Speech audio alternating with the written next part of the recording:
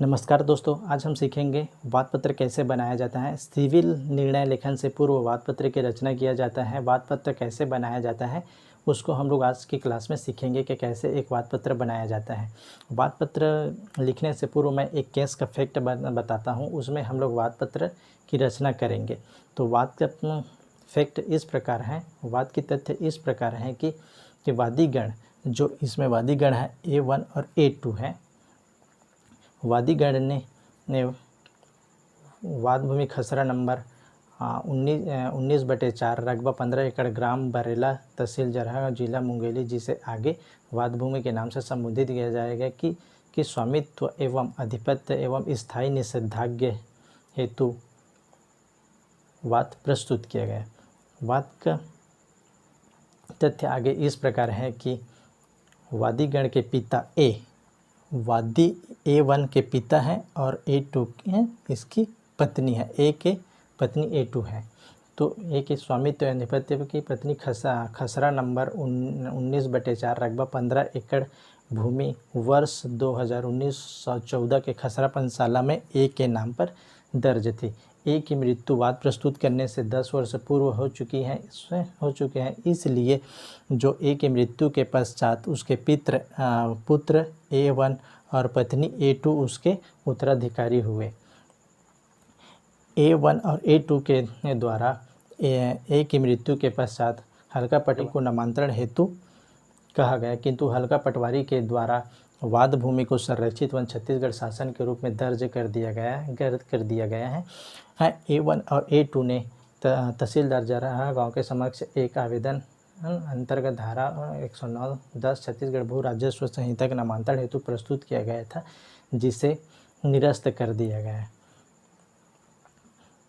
अब A1 और A2 ने वाद प्रस्तुत करने से पूर्व छत्तीसगढ़ शासन को धारा 80 CPC के तहत एक नोटिस प्रस्तुत किया गया, किंतु छत्तीसगढ़ शासन के द्वारा कोई जवाब नहीं दिया। अंततः वादीगण A1 एवं A2 के द्वारा स्थायी निषेधाज्ञा एवं स्वत्व की घोषणा हेतु इस न्यायालय के समक्ष वाद प्रस्तुत किया गया कि उसे स्वत्व की घोषणा एवं उसके आधिपत्य में हस्तक्षेप करने से छत्तीसगढ़ के शासन को रोका जाए। अब इसमें प्रतिवादीगण के द्वारा जवाब आता है।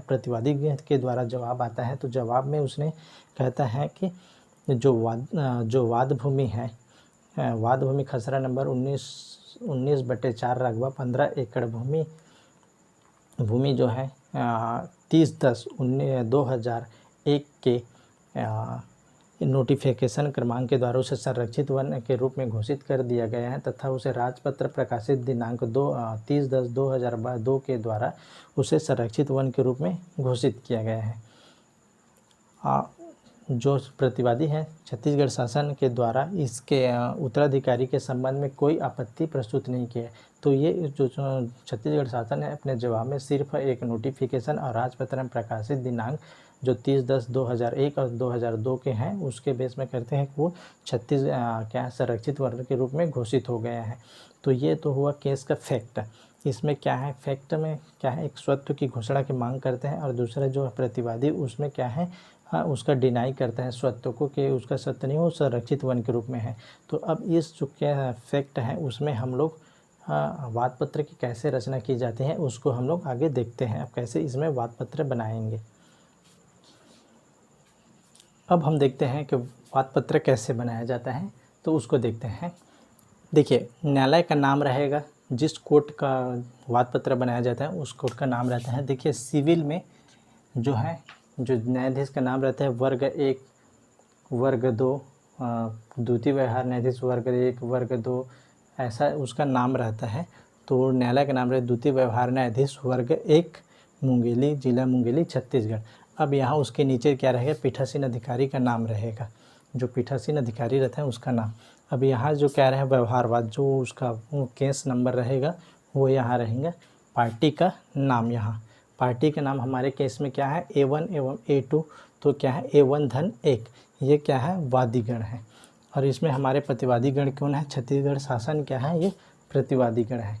सेंटर में हम लोग लिखेंगे वाद प्रश्न, जिस दिनांक को वाद पत्र बनाया जाता है, फ्रेमिंग किया जाता है, उस डेट को यहाँ लिख सकते हैं। अब देखिए, हम लोग जब केस का फैक्ट पढ़े हैं तो उसमें प्रतिवादी के द्वारा वादी के पिता ए कि उसके स्वामित्व को ही इनकार किया गया था। तो जब हम लोग ए के स्वामित्व को पढ़ेंगे तो पहला हमारा वाद पत्र क्या बनेगा कि क्या स्वर्गीय ए अपने जीवन काल में वादग्रस्त भूमि का स्वामी एवं अधिपत्याधिकारी था। तो ये पहला हमारा वाद प्रश्न है।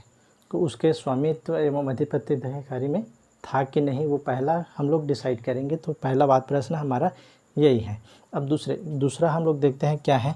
क्या स्वर्गीय ए के मृत्यु के पश्चात वादीगण ए एवं A2 उसके उत्तराधिकारी के रूप में आधिपत्य में था। जब ए के आधिपत्य में था तो उसके उत्तराधिकारी के रूप में क्या इन लोग वादग्रस्त भूमि में आधिपत्याधिकारी में थे कि ये नहीं, ये दूसरा हम लोग वाद प्रश्न देखेंगे। तो क्या है इसमें जो है वाद प्रश्न बना रहा है उसमें क्या है, इसके स्वत्व को चैलेंज कर रहा है। तो पहला हम लोग डिसाइड करेंगे क्या ए के स्वत्व था, ए के बाद क्या उसके उत्तराधिकारी के रूप में A1 एवं A2 ने उस भूमि में आधिपत्याधिकारी में था कि नहीं, ये देखेंगे। अब हमारा जो मेन है तीसरा जो है क्या वादीगण वादग्रस्त भूमि पर स्वत्व की घोषणा एवं स्थायी निषेधाज्ञा की आज्ञप्ति प्राप्त करने के पात्र हैं। अब ये है, जब ये दोनों डिसाइड हो जाएगा तो वो क्या है, स्वत्व की घोषणा एवं स्थायी निषेधाज्ञा की प्राप्त करने की है या नहीं, ये जो हम लोग वाद पत्र बनाए हैं उसमें निर्णय देंगे। अब नेक्स्ट जो है वाद प्रश्न जब बनाया जाता है तो हर सिविल केस में एक रहता है सहायता एवं व्यय का वाद प्रश्न। हर सिविल वाद प्रश्न में ये रहना जरूरी है। तो ये रहेगा चौथा हमारा सहायता एवं व्यय। और यहाँ रहेगा स्थान, जहाँ स्थान में कोर्ट है, जैसे मुंगेली स्थान दिनांक जिस डेट को हो रहता है उस दिनांक। और यहाँ क्या रहेगा, दिनांक सहित हस्ताक्षर पीठासीन अधिकारी का नाम द्वितीय व्यवहार न्यायाधीश वर्ग 1 मुंगेली छत्तीसगढ़। तो ये एक वाद प्रश्न हो गया है। अब इस वाद प्रश्न में हम लोग जजमेंट राइटिंग सीखेंगे अगले नेक्स्ट वीडियो में। धन्यवाद।